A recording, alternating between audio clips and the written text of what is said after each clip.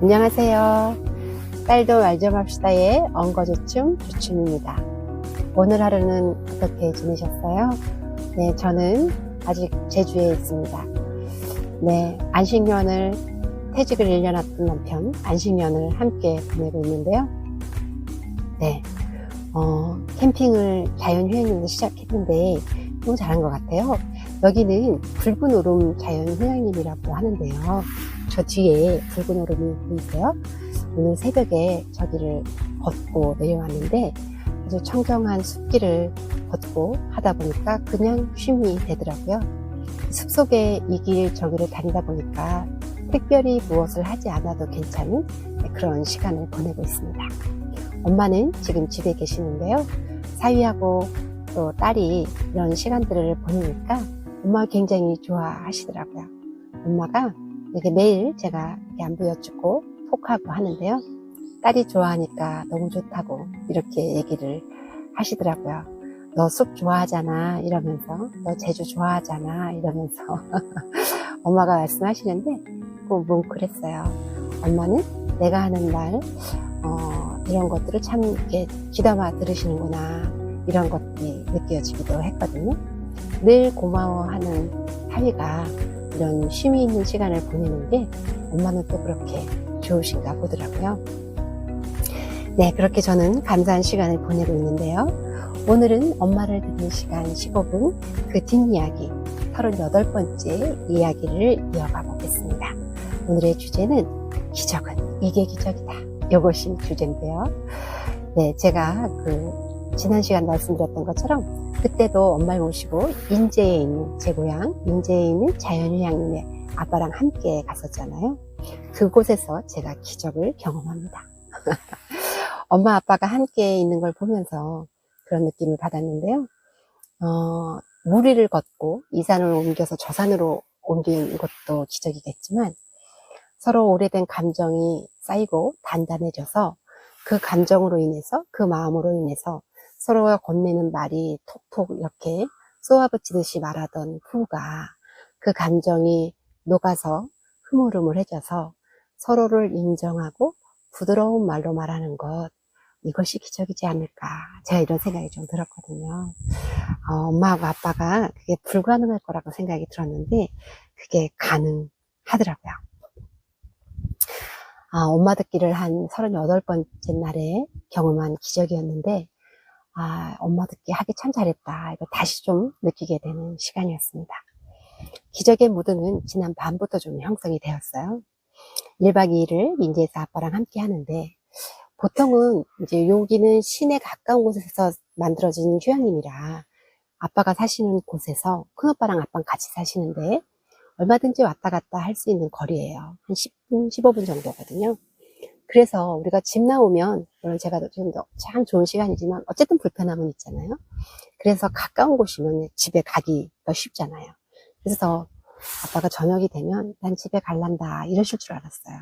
그리고 엄마도 어떻게 하면 아빠를 보낼까 이렇게 하실 줄 알았거든요. 근데 아빠가 밤이 됐는데도 가실 생각을 안 하시는 거예요.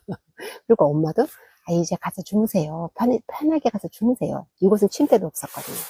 이럴 줄 알았는데 그러질 않으시는 거예요. 칠해 제 마음에 이러면 좀 불편하지 않을까 싶어서 막내 동생한테 야, 아빠 모시고 가. 내가 이제 아빠한테 말해봐. 막 이러고 했거든요. 쓱 이제 막내 동생이 아버지 들어가시죠? 이랬는데 아빠가 괜찮다 그러시는 거예요.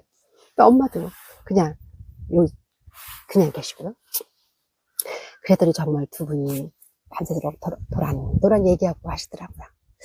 엄마가 저랑 같이 산 지가 23년이에요. 근데 23년 만에 두 엄마 아빠가 그렇게 가까운 곳에서 밤을 지낸 거는 처음인 것 같아요. 늘 오시면 아빠는 이쪽 방, 엄마는 이쪽 방 이랬으니까요.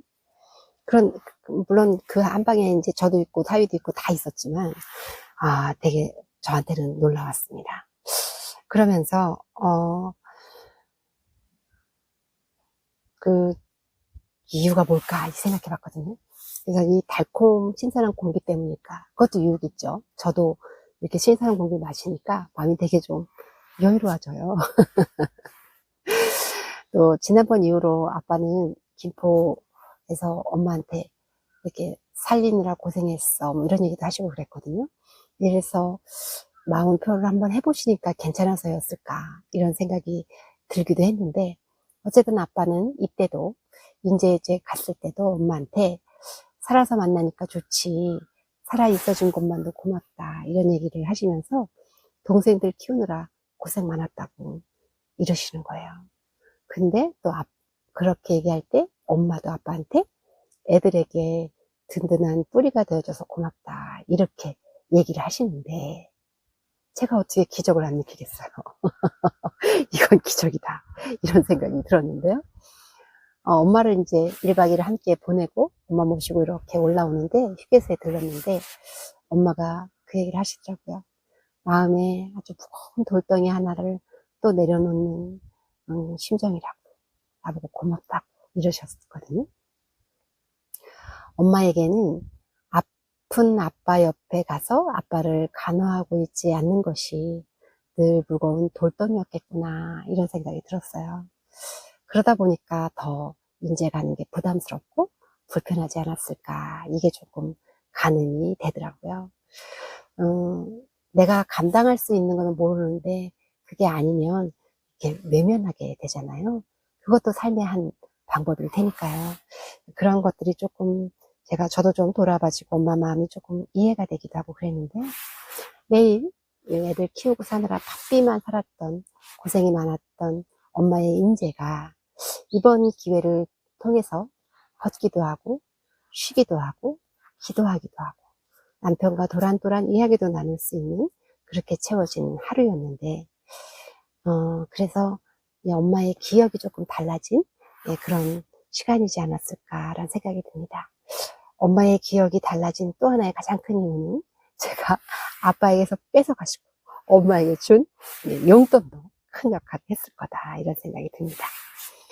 휴게소에서 엄마가 그 돈으로 가방을 사셨는데요. 아이고 얼마나 좋아하시든지 다음에 아빠를 만났을 때 당신 준 돈으로, 정확히는 갈취한 돈이죠, 가방을 샀노라고 이렇게 자랑도 하시더라고요.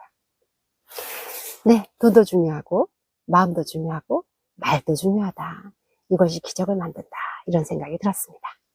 기적은 이게 기적이다. 딸도 말 좀 합시다. 오늘의 팁으로 정리하겠습니다. 첫 번째, 한 번쯤은 추억의 장소를 찾아가 보면 좋을 것 같습니다. 엄마의 나쁜 기억을 바꿀 수 있는 기회가 되고요.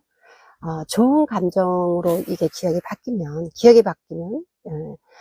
좋은 감정이 따라오게 되는데, 그러다 보면 그 장소와 연결되어 있는 사람과 장소를 대할 때 굉장히 부드러운 말이 나오게 되더라고요. 그래서 권해드리고요. 두 번째, 엄마랑 놀러 가서는 요리를 하지 않습니다. 지난번에 제가 엄마랑 요리 같이 하면서 얘기해보자고 얘기를 했는데, 놀러 갔을 때는 가능한 사먹는 것을 추천드려요. 네. 고기를 굽는 것도 하지 않습니다. 그러면 엄마가 또 막 움직이거든요. 그래서 엄마가 쉴 수 있게 그렇게 해보면 좋을 것 같고요. 세 번째, 들어서 기분 좋은 말은 환기시킵니다. 우리가 참 희한한 것이, 들어서 기분 좋은 말은 되게 쑥스러워해요. 그래서 그 말 들었노라고 한 번 더 들어도 못 들은 척 하는데, 환기를 시키면서 하면 되게 좋을 것 같아요. 예를 들어 저 같은 경우는 이렇게 했어요. 엄마, 아빠가 어제 보니까 살아서 만나서 고맙다고 하고 좋다고 하고 엄마 고생했다고 얘기하던데 엄마 들었어? 이런 식으로 제가 이렇게 확인을 시켜줬습니다. 그냥 엄마가 들었다 이렇게 얘기하시더라고요. 그냥 우리 엄마가 아빠한테 듣고 싶었던 말이 고생했어 라는 말이거든요. 엄마가 소원 성취를 이뤘습니다. 네. 일상이 기적이다 이런 생각도 좀 많이 드는데요. 네. 이렇게 제주, 오늘은 날씨가 너무 따뜻해요. 그래서 봄날 같은데요. 이렇게 따뜻한 날 만날 수 있어서 굉장히 행복한 날이었습니다. 그러면 다음 시간에 또 만날게요. 안녕.